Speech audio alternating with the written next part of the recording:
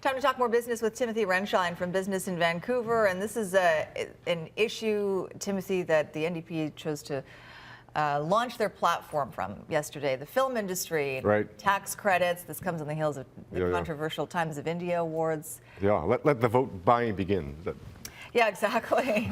The campaign is on. Yeah, definitely. So, I mean, this is, it would be predictable, I think, for the NDP to say they can up the subsidies for the film industry, but whether that's the right thing to do or not is a big debate. I mean, I think to Christy Clark's credit, she said that she's not going to join this kind of race to keep upping the ante for the film industry, you know, which, you know, where do you stop the whole thing? Well, is that what will happen, do you think? That's what it's been doing so far. Right, right. You know. But I mean, is there a point at which the governments are going to have to stop? Well, yeah, because it doesn't can't keep doing it. Doesn't make economic sense, really. Right. So, but on the other hand, you have one of her initiatives was the Times of India Awards. Mm-hmm. How did that work out? We don't even know. I mean, we don't know where that money's going to pay off. If it's going to generate lasting benefit to BC or not. It was supposed to be 400 million people watching it, but you know, in India they're watching cricket at this point, so I don't think that's going to pan out. So. Right.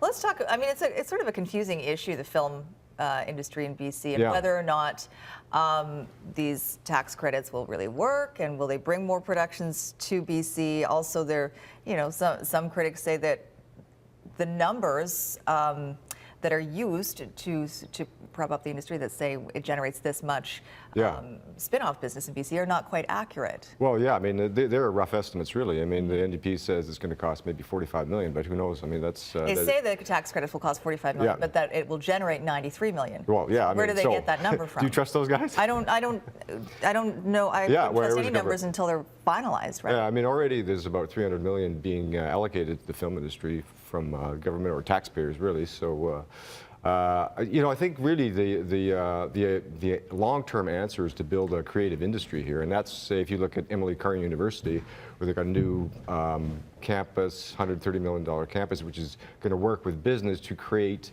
what they say is a knowledge industry or creative industry. That's really the way to go, is to develop it here rather than try to get all these mercenary film industry people to come here. They'll just leave where it's the best deal. But then the foreign productions are the ones that actually bring in the most money. So far, yeah, they do. Yeah, it's true. But I mean, if you have to pay X to get X, I mean, it's not going to add up, right? Right.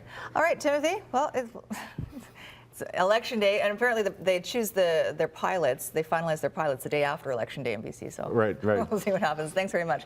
BIV.com is where you can go to get more. Mark.